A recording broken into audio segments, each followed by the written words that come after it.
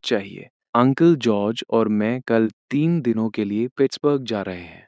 क्या तुम ग्रेस का ख्याल रख सकते हो? ध्यान रखना कि वो पढ़ाई करे। ईथन की आंखें चमक उठी। समझ गया। मैं ज़रूर करूँगा। मैं उसका बहुत अच्छे से ख्याल रखूँगा। अच्छा लड़का है। मैरी हंसी। चिंता मत करो बहन, हम उसे खाना खिला देंगे। ईथन अपने कमरे में वापस गया। वो बहुत रोमांचित था। 3 दिन अकेले ग्रेस के साथ। चटाक। मैरी ने उसके माथे पर उंगली से प्रहार किया। उसे परेशान मत करना। माँ, वो ब्लैक बेल्ट है। वो मुझे परेशान करती है। वो बहुत प्यारी लड़की है। जाओ पढ़ाई करो। ईथन अपने कमरे में गया और पर्दे खोले। ग्रेस वही थी। Hello grace. ईथन दुष्टता से मुस्कुराया। तुम्हारी माँ ने मुझे 3 दिनों तक तुम पर नजर रखने को कहा है। हा हा, तुम इतना खुश क्यों हो रहे हो? बस तुम्हारे साथ 3 दिन रहने की खुशी है। ग्रेस मिलर ने उसके चेहरे पर वो जानी पहचानी चिढ़ाने वाली मुस्कान देखी और तुरंत समझ गई कि अब वो उसकी माँ के आदेश का सहारा लेकर उस पर हुक्म चलाने की तैयारी में है। उसने अपनी बाहें सिकोड़ी और फुफकारी, मुझ पर हुक्म चलाने की सोचना भी मत। अगर तुमने मेरी माँ की बातों का इस्तेमाल मुझे ब्लैकमेल करने के लिए किया तो मैं तुम्हें फिर से अपने स्लीपर होल्ड का स्वाद चखा दूंगी। ग्रेस मिलर, तुम्हारे दिमाग की वायरिंग किस तरह की है? मेरा वो मतलब बिल्कुल नहीं था। अहम। रिलैक्स। मैं ऐसा नहीं करूंगा। ईथन ने हार मानते हुए हाथ उठाते हुए कहा, ज्यादा से ज्यादा मैं बस तुमसे एक वक्त का खाना बनाने या ऐसा ही कुछ करने के लिए कहूंगा। नहीं, मैं खाना नहीं बना रही। बात यह है कि तुम बनाओगी नहीं या तुम बना नहीं सकती। किसने कहा मैं नहीं बना सकती? मेरा खाना बनाने का हुनर टॉप क्लास है। ठीक है? सच में? लेकिन मैंने तुम्हें कभी खाना बनाते नहीं देखा। क्या तुम वाकई ये कर सकती हो?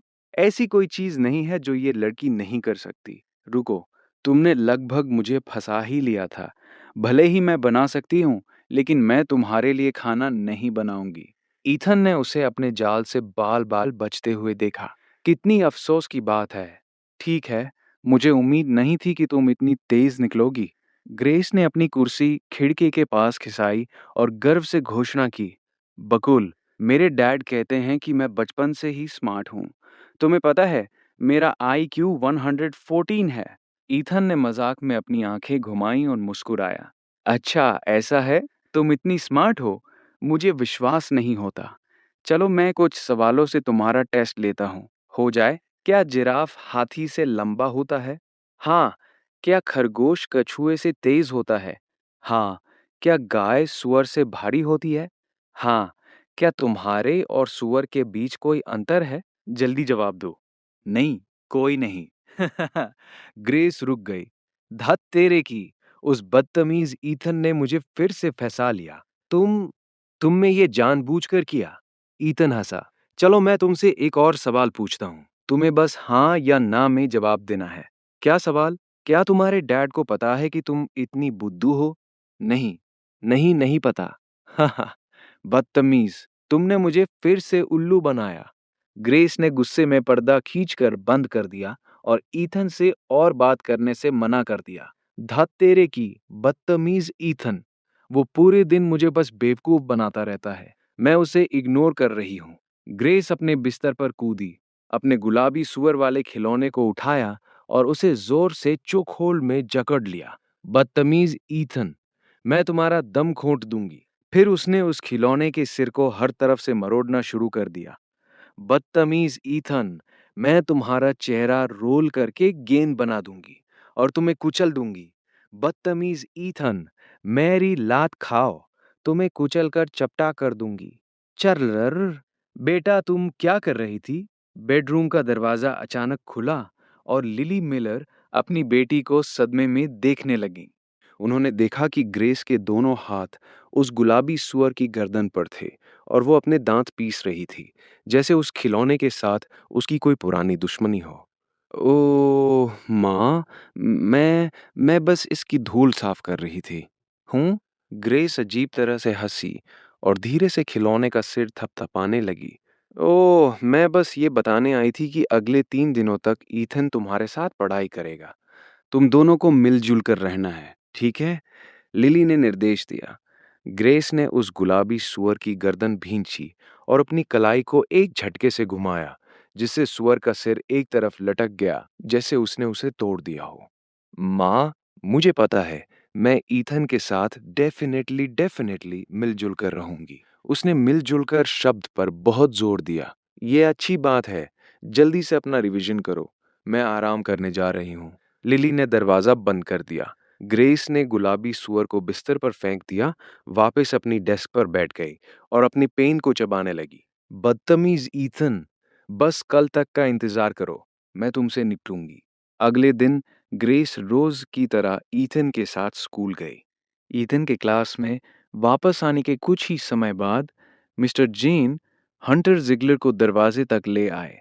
ईथन, एक सेकंड के लिए बाहर आओ, मिस्टर जेन ने आवाज दी। ईथन दरवाजे पर गया। क्या बात है मिस्टर जेन? हमने कल हंटर के माता पिता से मुलाकात की और उन्हें अच्छी तरह से समझाया। स्कूल की ओर से उसे एक सीरियस डिमेरिट दिया गया है और अब मैं उसे यहाँ खास तौर पर तुमसे माफी मांगने के लिए लाया हूँ। जैसे ही मिस्टर जेन बोले, वे मुड़े और हंटर को घूर कर देखा। हंटर ने ईथन की ओर देखा। उसके चेहरे पर साफ डर दिख रहा था। कल की घटनाओं के बाद वो जान गया था कि ईथन से पंगा लेना ठीक नहीं है। वो लड़का बहुत ही शातिर था। उसने ईथन के सामने 90 डिग्री तक झुककर अपनी गलती मान ली। ईथन, मुझे माफ कर दो। मुझसे गलती हुई। प्लीज मुझे माफ कर दो। क्लास के दूसरे बच्चे ये देखकर आपस में फुसफुसाने लगे। हंटर जिगलर को आखिर उसकी करनी का फल मिल ही गया। हे, अगर उसने ठीक से माफी नहीं मांगी होती तो शायद उसे स्कूल से निकाल दिया जाता। ईथन तो बहुत खतरनाक निकला। उसने हंटर को पूरी तरह पालतू बना दिया। देखो कैसे झुक झुक कर माफी मांग रहा है। आपसे ईथन से पंगा मत लेना। हंटर का जो हाल हुआ वो सबके लिए एक सबक है। ईथन ने एक कातिलाना मुस्कान दी और हंटर के कंधे पर हाथ रखा। कोई बात नहीं, मैंने तुम्हें माफ किया। बिना लड़ाई के दोस्ती नहीं होती, है ना? अब से हम दोस्त हैं। क्यों? हंटर ने वो मुस्कान देखी और उसे अपने सिर में झंझनाहट महसूस हुई। उसकी रीढ़ की हड्डी में एक सिहरन दौड़ गई। हाँ, बिल्कुल दोस्त। मिस्टर जैन ने बड़े सुकून के साथ ईथन से कहा, ईथन, मुझे उम्मीद नहीं थी कि तुम इतने दरिया दिल होगे। बहुत अच्छे, बहुत ही अच्छे। तुम तारीफ के काबिल हो। आप मुझे शर्मिंदा कर रहे हैं सर। मेरा दिल हमेशा से ही काफी बड़ा रहा है, ईथन ने बेशर्मी से कहा। हंटर ने मन ही मन सोचा, ईथन की खाल तो दीवार जैसी मोटी है। भविष्य में इस जैसे बेशर्म से कभी पंगा मत लेना। इस तरह का इंसान बदला लेने के लिए किसी भी हद तक जा सकता है। ठीक है, अब तुम दोनों अंदर जाओ। क्लास शुरू होने वाली है। मिस्टर जेन ने उन्हें भेज दिया। जी सर। ईथन अपनी सीट पर वापस आ गया। ग्रेस मुड़ी और उसने पूछा, टीचर क्या कह रहे थे? हंटर के साथ समझौता? ईथन ने सिर हिलाया। हाँ, समझौता हो गया। मुझे लगता है अब वो मुझे आता देख अपना रास्ता बदल लिया करेगा। ग्रेस ने अपना मुंह ढंक लिया और हंसने लगी। तुमने उसकी इतनी बुरी हालत जो कर दी है, अगर वो तुमसे ना डरे तो अजीब होगा। हे ग्रेस, तुम मुझे थैंक यू कैसे कहने वाली हो? मैंने तुम्हारे एक पागल आशिक को रास्ते से हटा दिया। क्या तुम्हें मुझे थैंक्स नहीं कहना चाहिए? ईथन ने फायदा उठाने का मौका ढूंढ लिया, जैसे कि मुझे बाहर कहीं खाना खिलाना या फिर घर पर ही कुछ अच्छा बनाकर खिलाना भी चलेगा। मेरा इससे कोई लेना देना नहीं है। ग्रेस चिढ़कर वापस मुड़ गई। ईथन उसे देखता रह गया। इस लड़की की खाल भी काफी मोटी है। घंटी बजी। ये पीरियड हिस्ट्री का था। हिस्ट्री के टीचर मिस्टर मूर थे, जो अपनी 50 की उम्र में मोटे चश्मे के साथ बिल्कुल एक पुराने प्रोफेसर जैसे लग रहे थे। क्लास शांत हो जाओ। Good morning mister Moore, please बैठिए। आज हम थ्री मस्केटियर्स के इतिहास के बारे में पढ़ेंगे। मिस्टर मूर ऐसे पढ़ा रहे थे जैसे कोई मंत्र पढ़ा रहे हों। ईतन का ध्यान पढ़ाई में कम और ग्रेस की पीठ पर ज्यादा था। उसे ग्रेस की सफेद यूनिफॉर्म के नीचे हल्का सा गुलाबी रंग झलक रहा था। ओ भाई, ये तो बहुत ध्यान भटकाने वाला है। ईथन का मन हुआ कि वो कुछ शरारत करे, लेकिन दिमाग ने कहा कि रहने दो, कहीं ग्रेस गुस्सा ना हो जाए। ईथन ने अपना पेन घुमाया और जानबूझकर उसे अपने हाथ से ग्रेस के पैरों के पास फर्श पर गिरा दिया। खट! पेन ग्रेस के पैर के पास जा गिरा। ग्रेस, मेरा पेन गिर गया। ग्रेस नीचे झुकी और पेन उठाकर बिना पीछे मुड़े उसे वापस थमा दिया। थैंक्स। कुछ मिनट बाद फिर से खट! ईथन का पेन दोबारा फर्श पर उसके पैर के पास जा गिरा। ग्रेस, मेरा पेन फिर से गिर गया। ग्रेस ने चिढ़ते हुए फिर से पेन उठाकर उसे दे दिया। कुछ और मिनट बीते। खट! ग्रेस, मेरा पेन। ग्रेस पेन उठाने के लिए झुकी, फिर मुड़ी और उसे घूर कर देखा। अगर तुम्हें पेन घुमाना नहीं आता तो मत घुमाया करो, समझे? शौक बड़ी चीज है, पर हुनर भी तो होना चाहिए। ये लो। ईथन ने मुस्कान के साथ पेन ले लिया। थैंक्स। कुछ और मिनट बाद खट! चौथी बार पेन नीचे गिरा। ग्रेस, ग्रेस ने पेन उठाया, पीछे मुड़ी और फुफकारी, तुम्हें ये चाहिए? मैं तुम्हें नहीं दे रही। ये कहकर उसने तुरंत वो पेन जब्त कर लिया और अपने खुद के पेन बॉक्स में रख लिया। टैंक ने उलझन में अपना सिर खुजलाया और फुसफुसाया, ईथन, उसने तुम्हारा पेन रख लिया। ईथन धीरे से हंसा। हाँ, उसे इस्तेमाल करने दो, तुम वापस नहीं मांग रहे? टैंक ने हैरान होकर पूछा। वापस क्यों मांगना? मैंने उसे वो दे दिया है, अब उसे खुद के लिए खरीदने की जरूरत नहीं पड़ेगी। ईथन ने धीरे से कहा। टैंक को आधी बात समझ आई, फिर अचानक उसे सब समझ आ गया। उसने थम्स अप दिखाया। ऐसा भी कर सकते हैं। गजब है ईथन। वैसे ईथन, मैं आज सुबह साल के यहाँ गया था। उसके पास 2 कंप्यूटर हैं जिन्हें ठीक करवाना है। ईथन ने सिर हिलाया और सहजता से जवाब दिया। ठीक है, हम स्कूल के बाद वहाँ चलेंगे। टैंक, अब से हर सुबह वहाँ चक्कर लगाया करो और देखा करो कि कोई काम है या नहीं। तुम मेरे लिए भाग दौड़ करोगे और मैं तुम्हें कम पैसे नहीं दूंगा। टैंक ने जोर से सिर हिलाया। पक्का, कोई दिक्कत नहीं। हे, पिछली बार जब मैं घर पैसे लेकर गया था, तो मेरी माँ ने भी मेरी काबिलियत की तारीफ की थी। ईथन ने उसके कंधे पर हाथ रखा और गंभीरता से कहा, टैंक, क्या तुम्हें मुझ पर भरोसा है? बिल्कुल भरोसा है, टैंक ने बिना किसी हिचकिचाहट के कहा। हम भविष्य में बहुत बड़ा बिजनेस करेंगे। तुम मेरे लिए काम करो और कमाने के लिए ढेर सारे पैसे होंगे, रहने के लिए बड़े घर होंगे। ईथन ने संजीदगी से कहा। एक बार जब हम साल हिगिंस से काफी पैसा कमा लेंगे, तो हम अपनी खुद की कंप्यूटर रिपेयर की दुकान खोलेंगे और कंप्यूटर के पार्ट्स बेचेंगे। पार्ट्स बेचकर भविष्य में बहुत पैसा कमाया जा सकता है। टैंक, तुम वो भाई हो जिस पर मैं सबसे ज्यादा भरोसा करता हूँ। इस काम में सिर्फ तुम ही मेरी मदद कर सकते हो। मैं किसी और पर यकीन नहीं करता। ये सुनकर टैंक भावुक हो गया और उसकी आंखें नम हो गई। ईथन, मैं हमेशा तुम्हारे साथ हूँ। तुम जो कहोगे मैं वही करूँगा। ईथन मुस्कुराया और उसका कंधा थपथपाया। ये सुनकर मुझे तसल्ली मिली। टैंक उसका भाई और सबसे अच्छा दोस्त तो था ही, लेकिन साथ ही एक बेचारा लड़का भी था। उसके घर के हालात ठीक नहीं थे। उसका शराबी और जुआरी पिता उसके सिर पर एक पहाड़ की तरह था, जो हर दूसरे दिन माँ बेटे से पैसे छीन लेता था। कुछ भी हो जाए, ईथन को उसे इस दलदल से बाहर निकालना था और उस पहाड़ को उसके सिर से हटाना था। ओह, ईथन, तुम दोनों क्या बातें कर रहे हो? इतने उत्साहित लग रहे हो। खड़े हो जाओ और एक सवाल का जवाब दो। अचानक पोडियम से मिस्टर मूर चिल्लाए। पलक झपकते ही पूरी क्लास की नजरें ईथन पर टिक गईं। ईथन फिर से टीचर के हत्थे चढ़ गया था। ईथन सूखी हंसी हंसा और आज्ञाकारी बनकर खड़ा हो गया। मिस्टर मूर, सवाल क्या था? मैं अभी 3 मस्केटियर्स और उनके अटूट रिश्ते के बारे में बात कर रहा था। तुम मुझे बताओ, जब तीनों मस्केटियर्स अंततः कार्डिनल के गार्ड्स के खिलाफ एकजुट हुए, तो उनका मशहूर नारा क्या था? ईथन सन्ना रह गया। उन फ्रेंच लोगों ने क्या कहा था? मुझे क्या पता। पेज 58, ग्रेस की धीमी आवाज सुनाई दी। बाकी स्टूडेंट शांत रहे। तुम जवाब दो, मिस्टर मूर ने सख्ती से कहा। ईथन ने अपना सिर खुद जलाया और बहुत दिमाग लगाया, पर कुछ याद नहीं आया। आखिर में उसने कहा, क्या उन्होंने कहा था कि हमें पोकर खेलने के लिए चौथे खिलाड़ी की जरूरत है? ग्रेस, मिस्टर मूर और पूरी क्लास। हाँ, ईथन का जवाब सुनकर पूरी क्लास खिलखिला उठी और हंसी के फव्वारे छूटने लगे।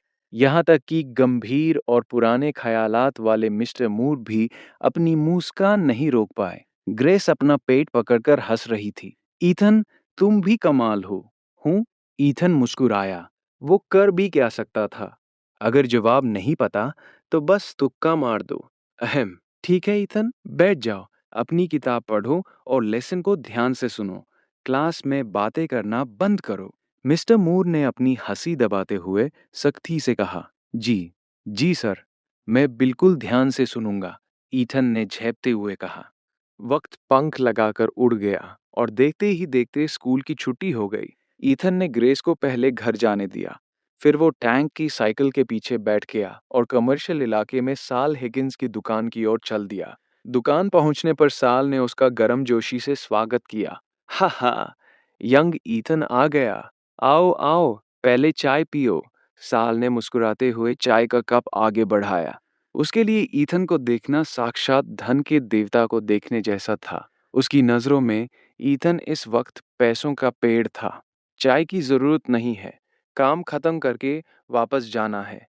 कंप्यूटर कहाँ है? ईथन ने हाथ हिलाकर पूछा। साल के हाथ में चाय का कप ठिठक गया।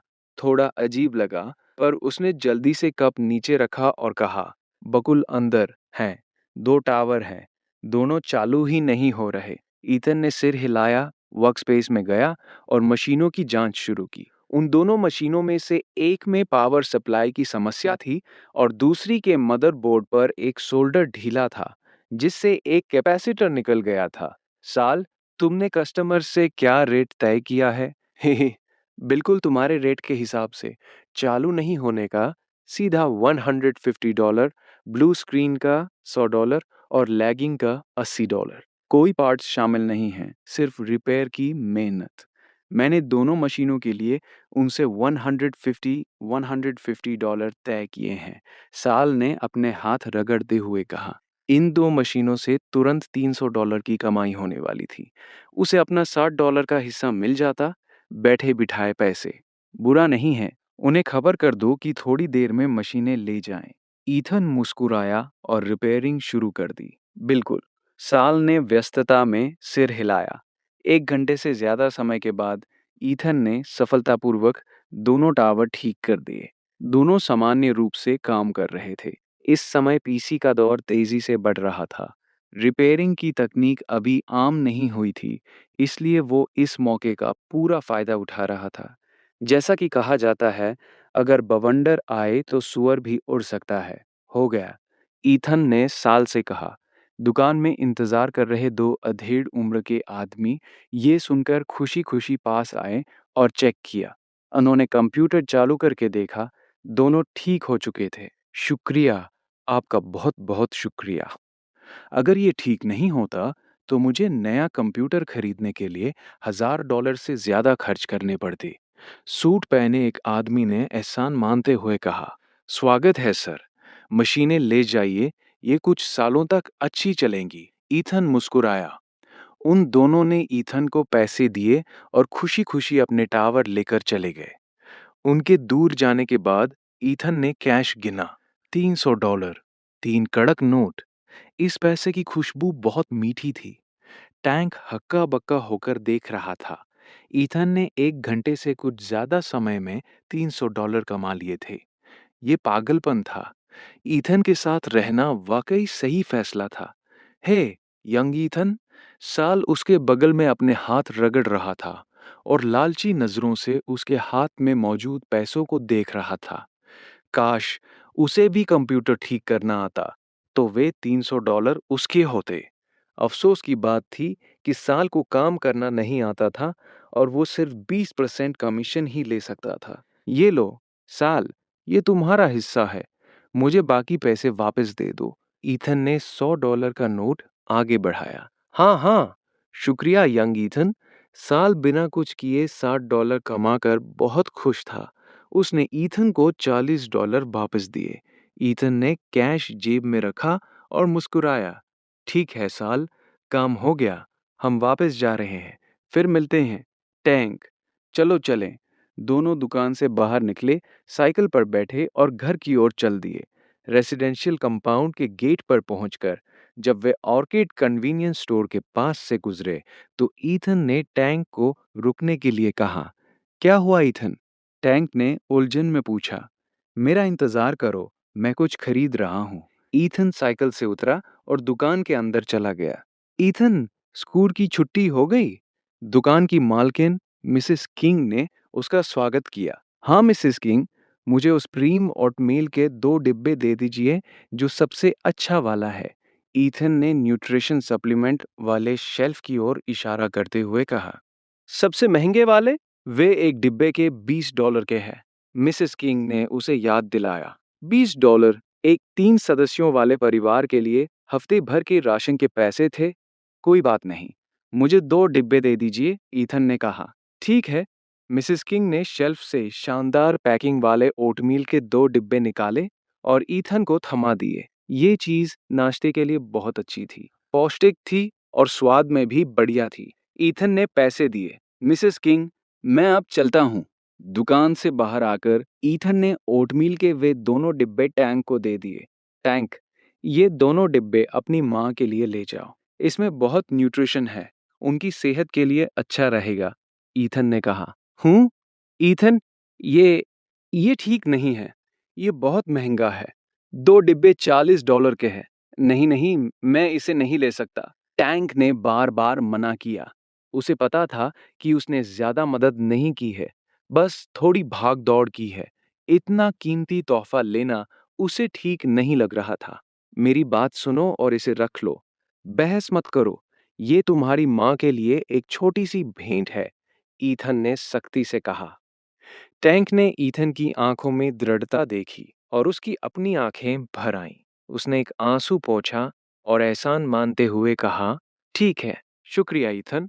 फिर ईथन ने अपने वॉलेट से $100 का एक नोट निकाला और उसे दे दिया। मुझे पता है कि तुम्हारे परिवार की स्थिति मेरे परिवार से ज्यादा मुश्किल है। ये $100 खाने पीने को बेहतर बनाने के लिए रख लो। और याद रखना, अपने डैड को इसकी भनक भी मत लगने देना। अगर तुम्हारे डैड पैसे मांगने आए तो तुम मुझे बताना, मैं तुम्हारे लिए खड़ा रहूंगा। ये सुनकर टैंक का दिल भर आया। उसका गला रूंध गया और आंसू बहने लगे। ऐसा बड़ा भाई मिलना किस्मत की बात थी। ईथन, टैंक ने $100 पकड़े हुए थे। वो गला भर आने के कारण बोल नहीं पा रहा था। ईथन ने उसका कंधा थपथपाया और हंसा। रो क्यों रहे हो? मर्द होकर रोना कैसा? चलो, आंसू पोंछो। हमारी जिंदगी अब और भी बेहतर होने वाली है। टैंक ने जोर से सिर हिलाया। मुझे पता है ईथन। कंपाउंड में टैंक से अलग होने के बाद ईथन घर लौटा। जैसे ही उसने अंदर कदम रखा, उसने देखा कि ग्रेस सोफे पर बड़े सलीके से बैठकर टीवी देख रही थी। वो बैठने का तरीका, वो चेहरा, वो बहुत ही संस्कारी और एक परफेक्ट लेडी लग रही थी। ईथन वापस आ गया। ग्रेस ने आवाज सुनी, सिर घुमाया और बिना दांत दिखाए मुस्कुराई। ईथन मुस्कुराया। हे ऊपर वाले, जब से ग्रेस मेरे घर आई है, वो बिल्कुल बदल ही गई है। ग्रेस, तुम कौन सा शो देख रही हो? ईथन ने अपना बैग रखा, पास आया और आराम से उसके बगल में बैठ गया। जैसे ही वो ग्रेस के पास पहुंचा, उसे एक हल्की सी खुशबू आई। उसे नहीं पता था कि ये उसकी अपनी खुशबू थी या उसके शैम्पू की। गिलमोर गर्ल्स, क्या तुम्हें भी ये पसंद है? ग्रेस ने बड़े सलीके से बैठकर पूछा। ईथन ने उसके गोल मटोल वाली चेहरे को एक तरफ से देखा और उसके गाल खींचने से खुद को रोक नहीं पाया। हाँ, मुझे भी पसंद है। हे, मुझे लगा कि तुम काफी हद तक रोड़ी जैसी दिखती हो, जो उसकी बेटी है, लेकिन तुम उससे ज्यादा सुंदर हो। ईथन बोलते हुए उसके नरम गाल खींच रहा था। बदतमीज ईथन। ग्रेस ने तुरंत अपना परफेक्ट लेडी वाला रूप छोड़ दिया और अपने असली अवतार में आ गई। उसने दोनों हाथों से ईथन की गर्दन पकड़ ली। ग्रेस, क्या ईथन आ गया है? उससे कहो हाथ धो ले, डिनर तैयार है। किचन से मैरी की आवाज आई। ग्रेस ने तुरंत उसे छोड़ दिया। अगले ही पल मैरी एक डिश लेकर किचन से बाहर आई। आंटी मैरी, आपकी खाने की खुशबू बहुत अच्छी है, ग्रेस ने बड़े मीठे अंदाज में कहा। ईथन ने अपने कपड़े ठीक किए और शान से मुस्कुराया। उसे लगा जैसे उसे ग्रेस की कमजोरी मिल गई है। ग्रेस की नाक बहुत तेज है। मैरी हंसी। वो कुत्ते के साल में पैदा हुई है तो नाक तो तेज होगी ही। ईथन बुदबुदाया। ग्रेस के चेहरे के भाव नहीं बदले। वो वैसे ही मीठी मुस्कान देती रही, लेकिन उसने जोर से ईथन के पैर के पंजे को कुचल दिया। पर ईथन आसानी से बच निकला, जिससे ग्रेस गुस्से में उसे घूरने लगी। तुम बच्चे, सच में? क्या तुम तमीज से बात नहीं कर सकते? क्या तुम ग्रेस से कुछ नहीं सीख सकते? मैरी ने ईथन को डांटा। ईथन मुस्कुराया। इससे सीखूं? वो मुझसे नहीं होगा। मैं हाथ धोने जा रहा हूं। ईथन हाथ धोकर बाहर आया और उसने देखा कि ग्रेस टेबल लगाने और कुर्सियां सजाने में मदद कर रही है। ग्रेस, मुझे प्यास लगी है। क्या तुम मेरे लिए एक कप चाय डाल सकती हो? ईथन कुर्सी पर बैठ गया और शरारत से मुस्कुराया। ग्रेस ने उसे घूर कर देखा और फुसफुसाते हुए कहा, क्या तुम्हारे पैर नहीं हैं? मैं थोड़ा थक गया हूं। कर दो ना, कर दो ना। ईथन मुस्कुराया। ग्रेस फटने ही वाली थी कि तभी मैरी फिर से बाहर आ गई। चलो चलो, खाने का समय हो गया। ग्रेस ने तुरंत अपने चेहरे के भाव बदल लिए। मीठी मुस्कान दी, ईथन के लिए चाय डाली और खुद जाकर उसे थमाई। लो पी लो। उम्मीद है कि ये तुम्हें जला दे। मैरी ने ग्रेस को ईथन के लिए चाय डालते देखा और तुरंत अपने हाथ पहुंचकर पास आई और ईथन का कान पकड़ लिया। तुम बच्चे, तुम ग्रेस से अपने लिए चाय कैसे डलवा सकते हो? कितनी बदतमीजी है। ईथन दर्द से चिल्लाया। आह, माँ, छोड़ो, दर्द हो रहा है। माँ, आप उसे बहुत ज्यादा बचा रही हो। आंटी, कोई बात नहीं। मैं तो हमेशा उसके लिए चाय डालती थी। मुझे इसकी आदत है। ग्रेस ने बेचारा सा चेहरा बनाकर कहा, जैसे उसे बहुत दुख पहुंचा हो। ईथन ने सोचा, ग्रेस, तुम्हारी एक्टिंग इतनी अच्छी है कि तुम्हें ऑस्कर मिलना चाहिए था। मैरी ने फिर से उसका कान खींचा। देखो, तुम्हें बस ग्रेस को परेशान करना आता है। फिर से ऐसा मत करना, समझे? ठीक है माँ, मैं समझ गया। ईथन ने जल्दी से कहा। मैरी ने आखिरकार कान छोड़ा और सफाई करने किचन में चली गई। उसके पिता फ्रैंक फोर्ड एक डिश लेकर किचन से बाहर आए और मुस्कुराए। ग्रेस आज हमारे साथ खाना खा रही है, इसलिए हमने कुछ एक्स्ट्रा डिशेस बनाई हैं। ग्रेस, देखो अगर तुम्हें कुछ पसंद आए। ग्रेस एक आज्ञाकारी छोटी पत्नी की तरह ईथन के बगल में बैठ गई। ये सब मेरी पसंद की चीजें हैं। Thank you uncle Frank. Uncle Frank और आंटी मैरी ने बहुत मेहनत की। फ्रैंक है से, कोई मेहनत नहीं। आओ आओ, खाना खाते हैं।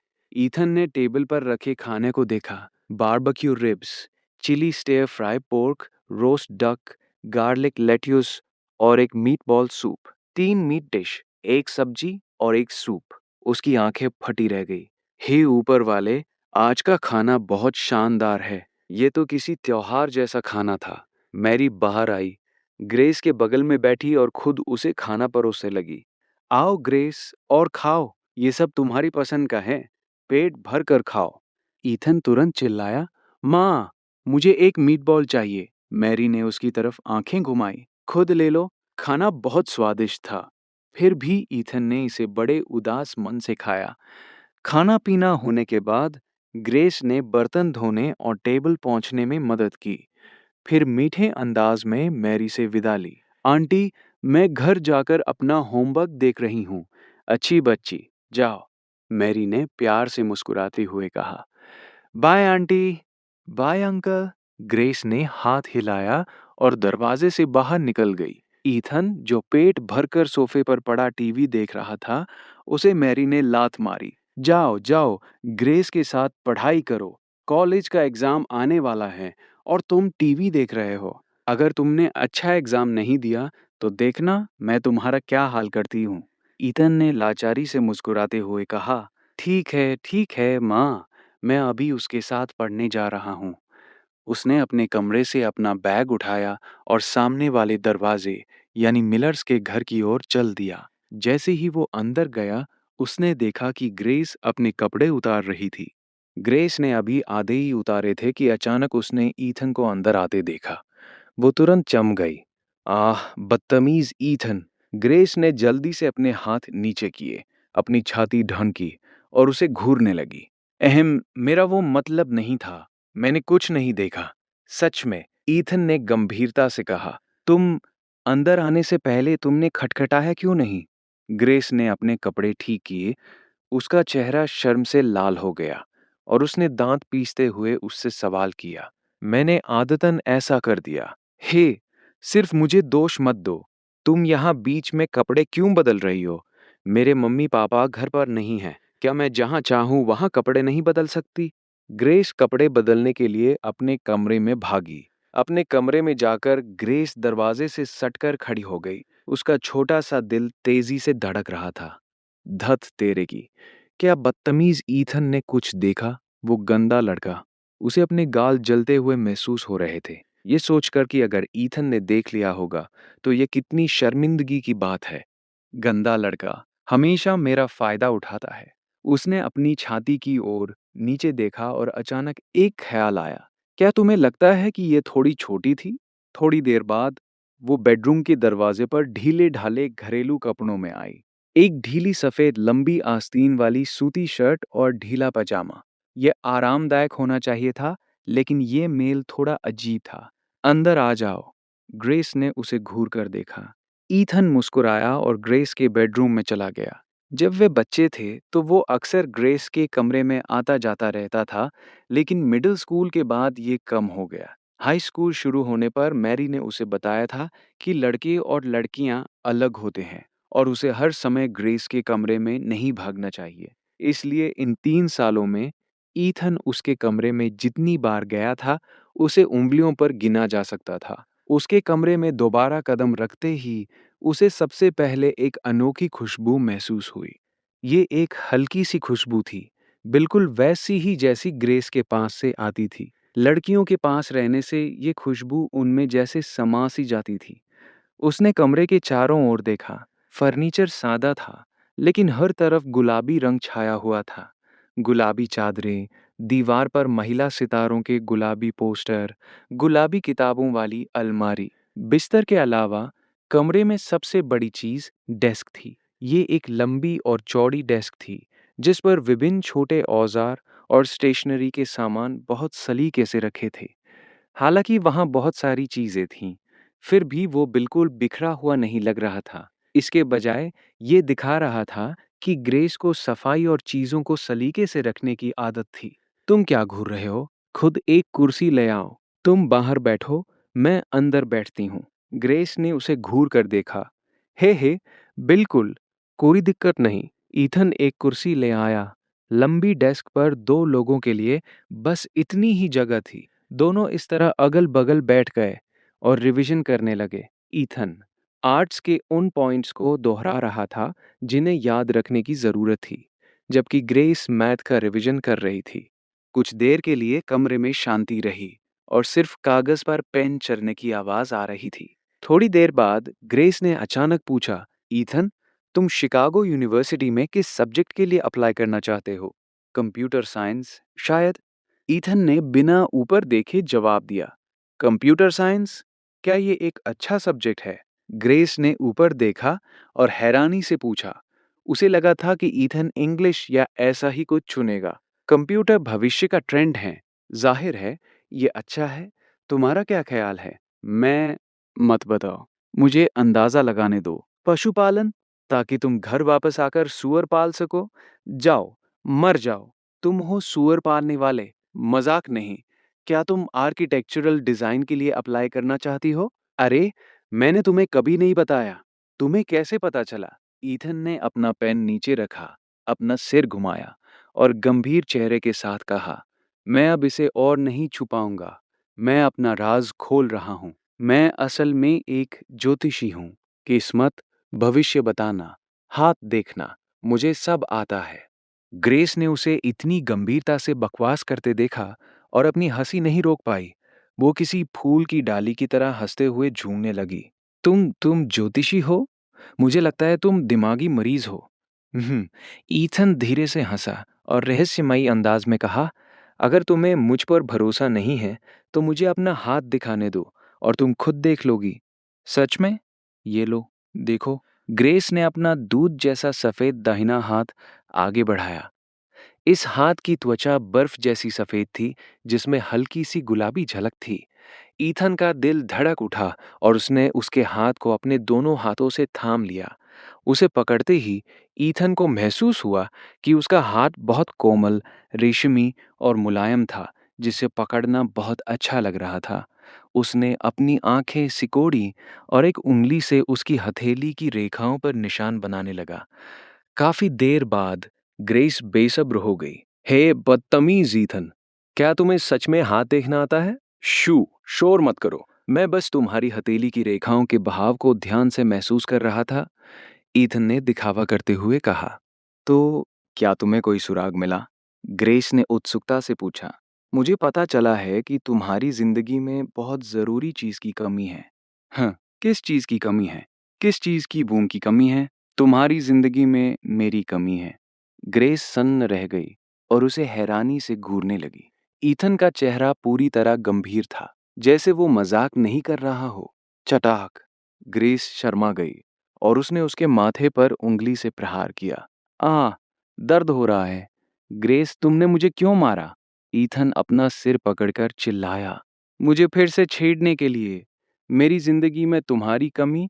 अगर मुझे तुम्हारी कमी खलती, गंदे लड़के, तो क्या वो परफेक्ट नहीं होता? तब मैं अपनी पूरी जिंदगी बेफिक्र रहती। अभी भी मुझसे फ्लर्ट करने की हिम्मत है? अब मेरे स्लीपर होल्ड का मजा चखो। ग्रेस ने उसे पकड़ा और बिस्तर पर खींच लिया। ईथन ने पूरी कोशिश की पर हार नहीं मानी। बचाओ, कत्ल हो रहा है।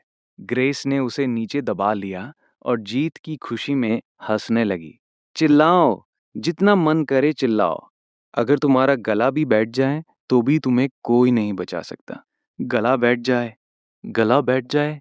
ग्रेस, धत तेरे की, अभी भी मुझे छेड़ने का इरादा है? देखो, अब मैं तुम्हारा दम घोंटती हूं। ग्रेस के हाथ ईथन की गर्दन की ओर बढ़े। आखिर ईथन एक लड़का था। भले ही उसके पास हंटर जैसी ताकत नहीं थी, लेकिन उसकी थोड़ी देर की ताकत एक लड़की से थोड़ी ज्यादा थी। अहम, बस थोड़ी सी। ईथन ने उसकी कलाइयां पकड़ी, उसे अपने ऊपर से हटाया और इसके बजाय उसे गले लगा लिया। है, मुझे लॉक करने की हिम्मत है? अब ये देखो। ईथन ने अपने होंठ सिकोड़े और ऐसे आगे बढ़ा जैसे उसके चेहरे पर किस करने वाला हो। ग्रेस के गाल गहरे लाल हो गए। उसने अपने दांत पीसे और चिल्लाई, धत तेरे की, बदमाश! इया! धप! ईथन बिस्तर से नीचे गिर गया। आउच! ईथन दर्द से चिल्लाया और फर्श से ऊपर चढ़ा। ग्रेस, तुम हिंसक पागल हो। ईथन, तुम बहुत बड़े ठरकी हो। दोनों एक दूसरे को घूरने लगे और कमरे में सन्नाटा छा गया। ईथन ने फिर कहा, हूँ, क्या ये परफेक्ट नहीं है? ऐसा लगता है कि हम एक दूसरे के लिए ही बने हैं।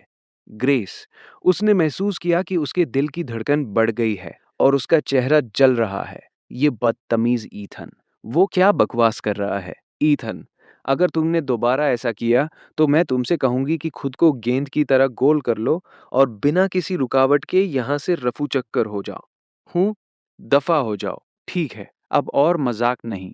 जल्दी करो और अपना होमवर्क खत्म करो।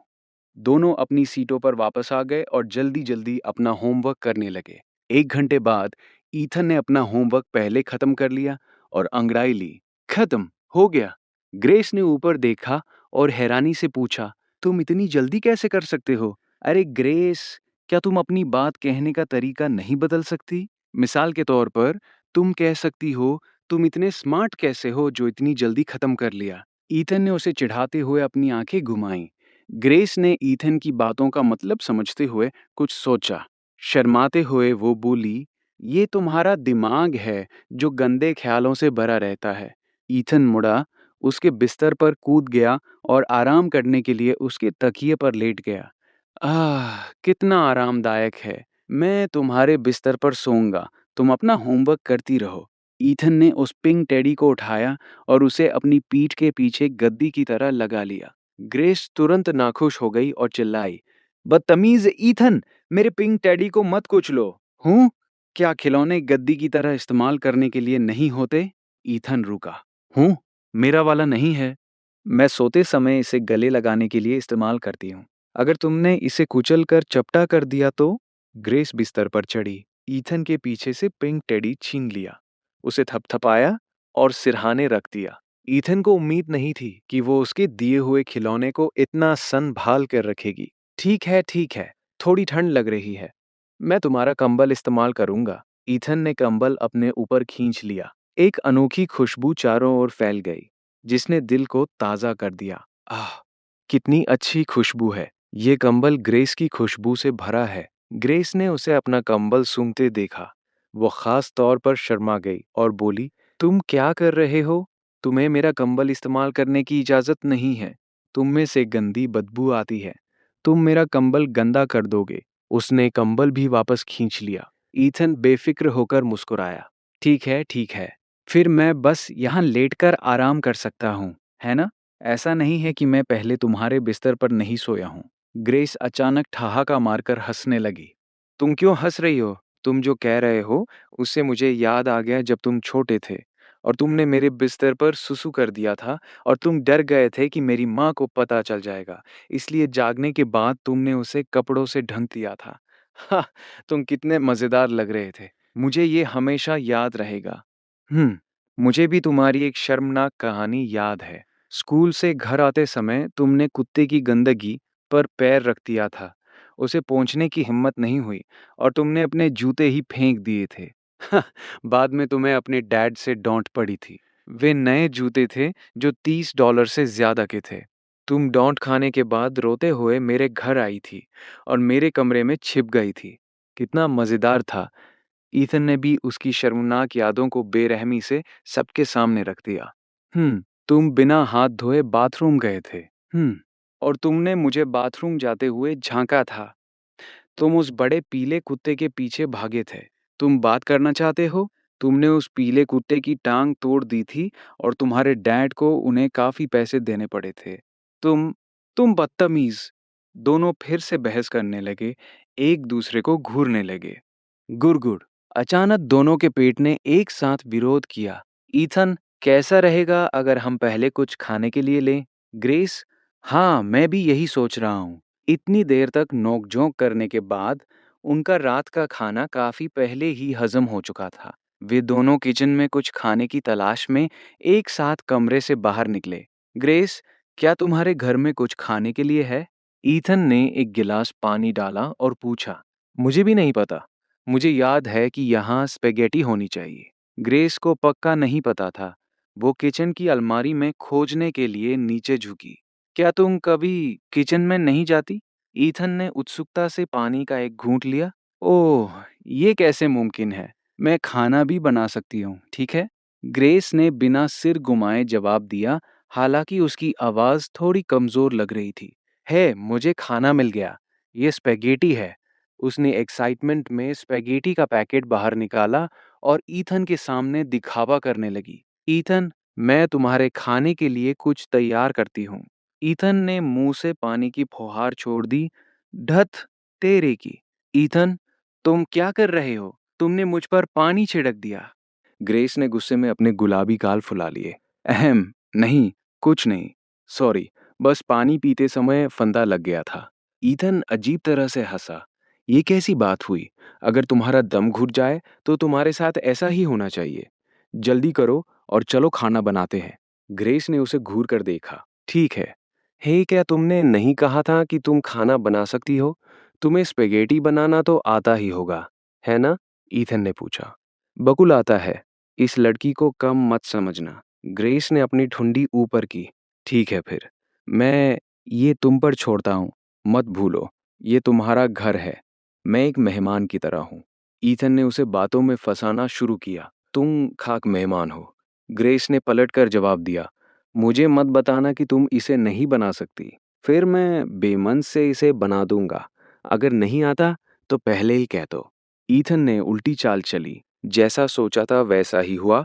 ग्रेस उकसावे को बर्दाश्त नहीं कर सकी और तुरंत चिल्लाई। किसने कहा?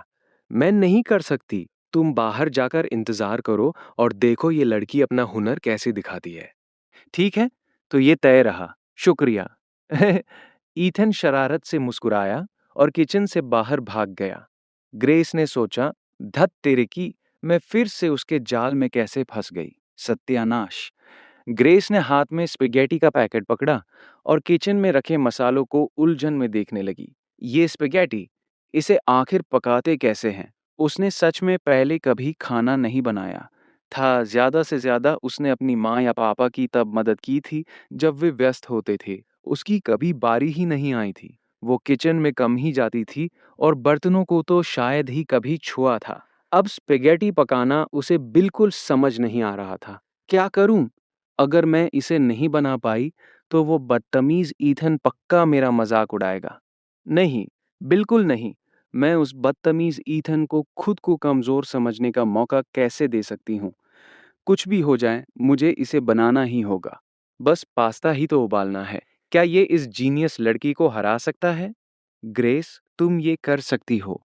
ग्रेस ने खुद को हिम्मत दी और खाना बनाने की तैयारी शुरू की। अपनी माँ के बताए तरीके को याद करते हुए उसने पहले एक बर्तन में पानी भरा और फिर गैस चालू की। क्लिक, आग जल गई। हा हा, आग तो जल गई। ये इतना मुश्किल भी नहीं लगता। चूल्हा जलाने की खुशी में ग्रेस बहुत खुश थी। अब इसमें सीधे स्पेगेटी डाल देते हैं। वो फिर से उलझन में पड़ गई।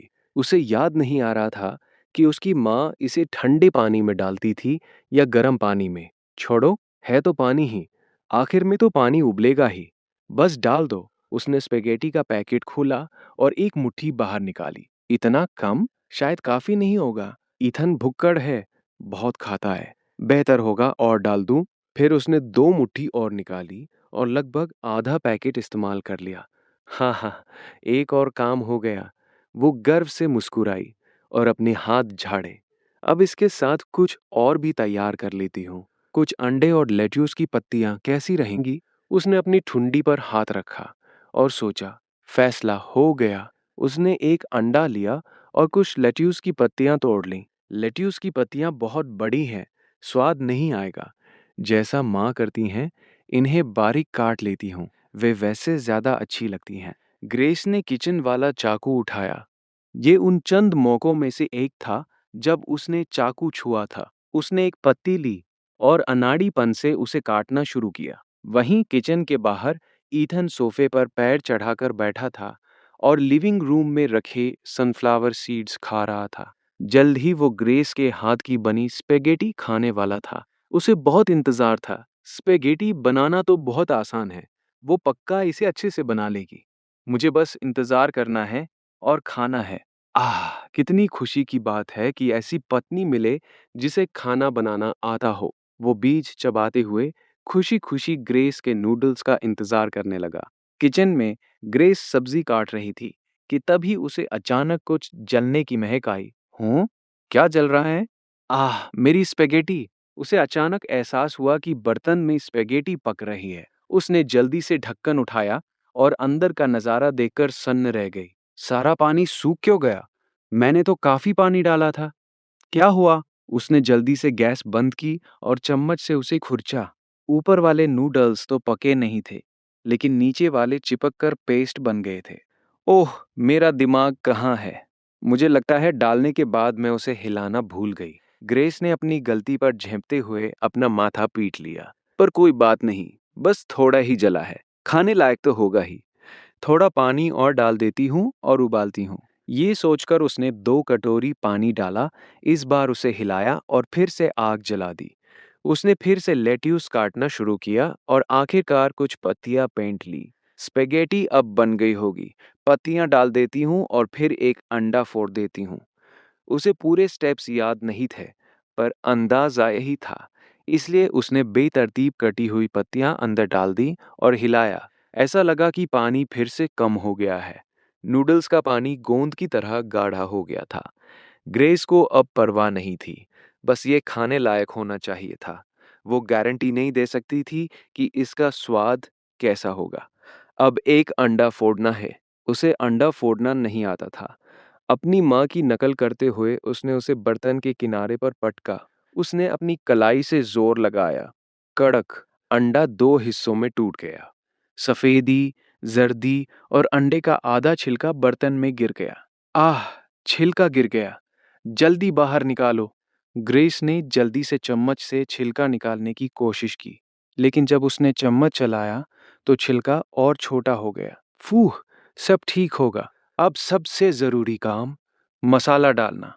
ग्रेस गंभीर दिख रही थी। उसने सोचा कि वो थोड़ा तेल, फिर सोया सॉस और नमक डालेगी। पीनट ऑयल तो डल गया, अब सोया सॉस। काले रंग की ये बोतल वही होनी चाहिए, है ना? उसने उसे उठाया और बर्तन में उड़ेल दिया। गलग गलग गलग।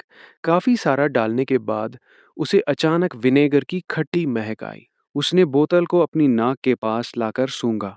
आह, ये तो विनेगर है, पुराना सिरका। सत्यानाश! अब मैं क्या करूं?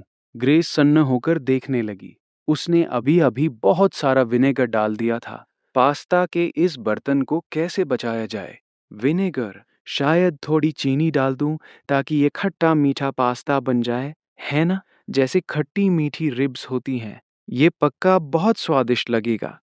तो दोस्तों, इसी के साथ ये वीडियो यहीं पर ख़त्म होता है। इस वीडियो पर भी मैंने एक छोटा सा टारगेट रखा है, 1K लाइक और 100 कमेंट्स का। जैसे ही आप लोग इसे कंप्लीट कर देते हैं तो मैं जल्द से जल्द इसी हफ्ते के अंदर पूरा 1 घंटे का वीडियो ले आऊँगा। तो चलिए, मिलते हैं ऐसे ही एक और नए वीडियो पर। तब तक के लिए बाय बाय।